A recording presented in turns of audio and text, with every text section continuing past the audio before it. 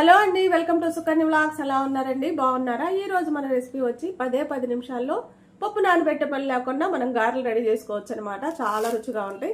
ఎంత క్రిస్పీగా ఉన్నాయో చూడండి. ఇది పల్లి చట్నీతో తింటే చాలా కమ్మగా ఉంటాయి అనమాట. మన ఛానల్లో ఎవరన్నా ఫస్ట్ టైం చూస్తున్నట్టయితే సబ్స్క్రైబ్ చేసుకోండి. దీని తయారీ విధానం చూసేయండి. మనం ముందుగా స్టవ్ వెలిగించుకొని బాండి పెట్టుకొని 2 కప్పులు నీళ్ళు తీసుకుందాం.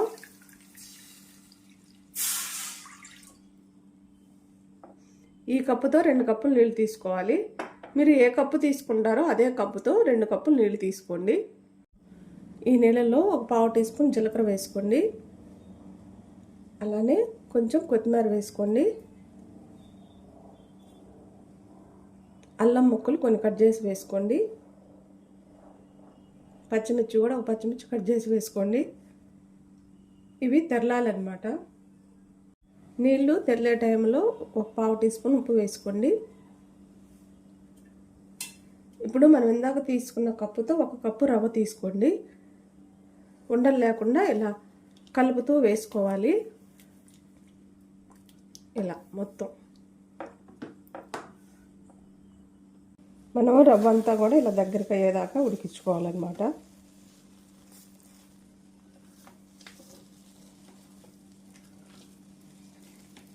ఇలా కలుపుతూ ఉడికించుకోవాలి. 2 కప్పుల నీళ్ళు కరెక్ట్గా సరిపోతాయి.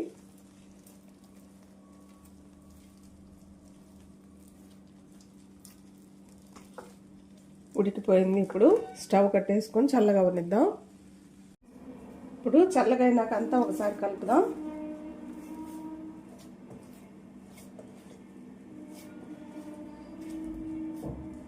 ఇప్పుడు మనకి ఎంత సైజు కావాలో అంత సైజు ఉండలు కొంచెం తడి చేసుకొని చేతికి తీసుకోండి.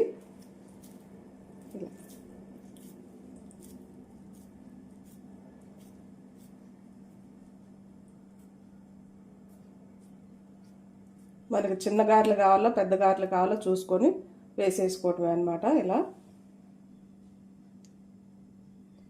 మన నూనె కూడా వేడైపోయింది. గారెలు వేసుకుందాం.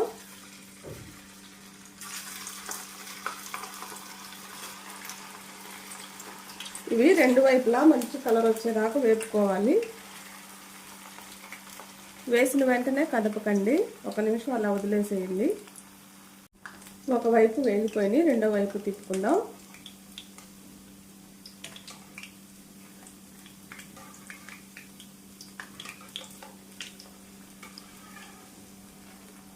రెండు వైపులా మంచిగా కాల్చుకోవాలి ఎర్రగా వచ్చేదాకా. గారెలు అయితే వేగిపోయినాయి. ప్లేట్లోకి తీసుకుందాం. చాలా సింపుల్గా అయిపోతాయి. చాలా రుచిగా ఉంటాయి అన్నమాట. మన దగ్గర ఉన్నవన్నీ కూడా వేగిపోయినాయి. ఇవి కూడా ప్లేట్లోకి తీసేసుకుందాం. చూసారు కదా కలర్ ఎంత బాగుందో. మన వడలు అయితే గారెలు అయితే రెడీ అయిపోయినాయి అండి. ప్లేట్లోకి కూడా తీసుకున్నాం. 10 నిమిషాల్లోనే మనకు అయిపోతాయి అన్నమాట. పిండి నానబెట్టే పని లేకుండా. చూడండి ఎంత క్రిస్పీగా ఉన్నాయో. చాలా బాగుంటాయి అన్నమాట.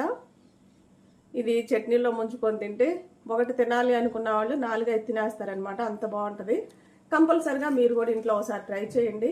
ఎలా వచ్చిందో కామెంట్ చేయండి. నా వీడియోస్ కానీ మీకు నచ్చినట్టయితే లైక్, షేర్, సబ్స్క్రైబ్.